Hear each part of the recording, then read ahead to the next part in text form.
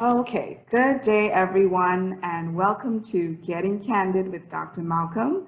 This is the COVID edition.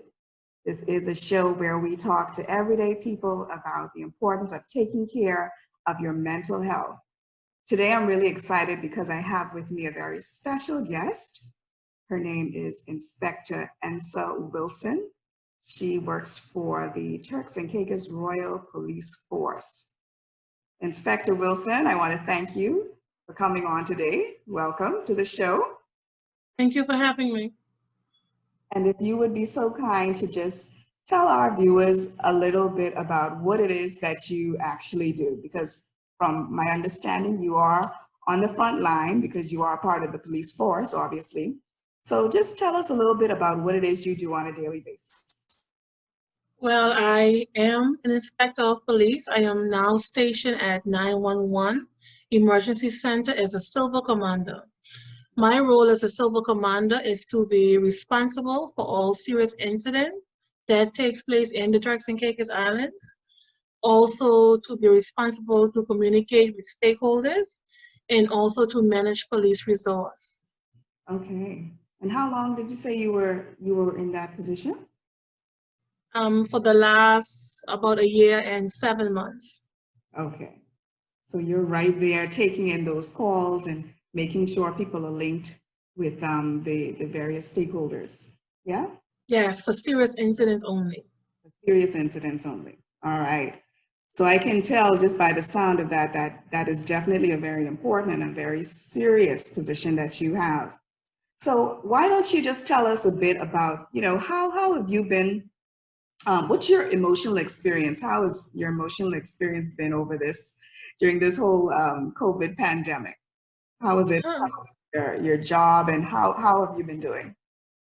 Well, for me, there has been some challenges, and those challenges came from offices that I was responsible for while on duty in terms of resources. I am responsible for responding to serious reports, and once a report is made, of course, because of COVID-19, there were always risk factors. And I would have to assess those factors before dispatching officers to make sure that they are safe and also the persons that they are communicating with safe. Okay. There was and still is a number of frustrated residents that would call into 911 on a daily basis. They would ask you questions in terms of them getting assistance, or we've had persons call in saying that they were frustrated, they're hungry, and they're trying to get on to certain organizations that they believe can assist them. During the earlier part of the lockdown, that was quite challenging because you had some organizations that, because of the pandemic, they were not active.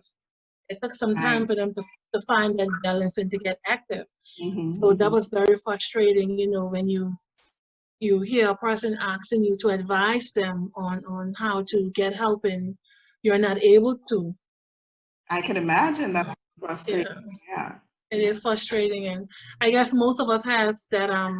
Despite our goals, we have that human, compassionate side. That when you're about to hang up from this caller, you're still not able to give him or her any relief as to Mhm. their situation. Right. We were able to come in contact with persons who were calling and saying that they are willing to break curfew because jobs and they had to find ways to do certain things. Mhm. So it was quite difficult at times, but working along with others, you're able to get through that and find positive solutions, Right. to try to assist persons. Wow. That definitely sounds like, there were periods there when it could have or was very frustrating for you, because I could imagine you have someone on the line and they're trying to, get access to certain maybe services and it's just not there, you know. Yeah.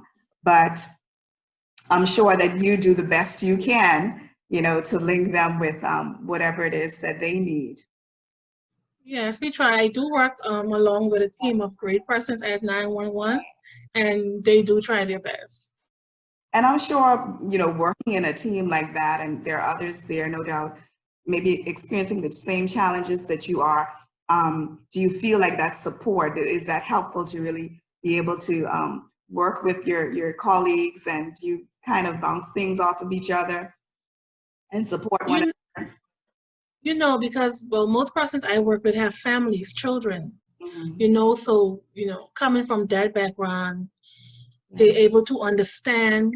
I believe they understand better, you know, so it's kind of a positive energy because, you know, even sometimes you may see information on social media that you're able to pass along to persons who calling in, or That's true. even contact numbers you're able to pass along, or someone may say, well, Inspect, you know, I saw that Mhm.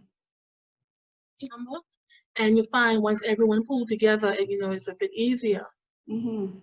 Right. So it does sound like you are very resourceful, and you try to just, gather things from wherever to pull and really support the persons that are calling in. I think that's really wonderful. So what do you really do sometimes, like on your own, to kind of manage your own stress, or just be able to cope a bit better during this time, given, whatever challenges you might be facing on the job? What are some of the things that have really worked for you? Well, for me, I am a lover of family. Okay. And, you know, I spend a lot of time with family, whether it's on a video call or just on the phone. It's family chat groups. Right. And I also like to rearrange my personal space. Okay. That's, you know, it takes That's, your mind off yeah, yeah. times. Exciting. So you mentioned, connecting with others. We always talk. I always mention to people how important it is to really kind of reach out to persons and talk to them about what it is that's going on with you. So I think that's wonderful that you have that connection, and that you're able to reach out to your family, and they're there to really listen and Yeah. support you. Yeah, that's great. That's really great. And you mentioned about rearranging your space. I don't know if a lot of people realize this, but a lot of times that does have your environment, obviously, and the design, the colors, everything, in your home, in your office, Hmm. does have an impact on your emotional well-being. It does Yeah. add to your mood, or it does take away from your mood. If Yeah. you're sitting in a whole bunch of clutter, or the place just seems really congested and unorganized, it's going to affect your mental state. So it's Hmm. great that you have that as something in your toolbox to use when you need to. Yeah. Yeah, really Let's switch it around. just switch it around. Wonderful.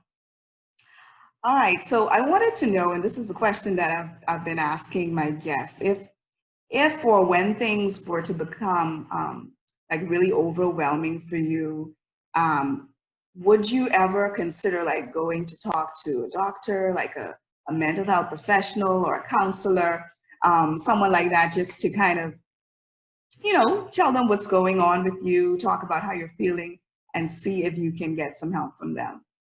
Is that something that you would be open to, or encourage other persons to be open to? Yes, that's something I would be open to because, you know, even with personal issues, you know, what I realize is that once you speak to a professional person, you know, you even you yourself get a better understanding of what it is that you're going through.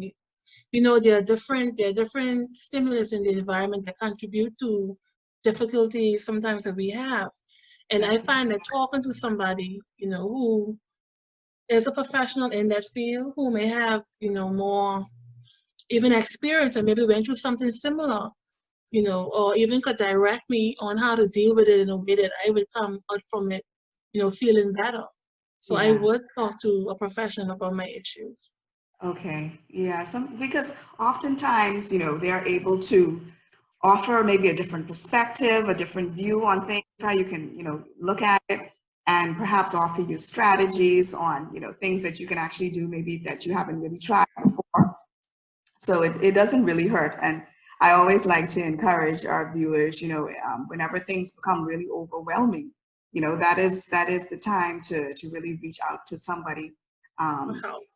you know, and for some persons, they're more comfortable maybe talking with their family physician or their pastor, you know, and all those things are fine.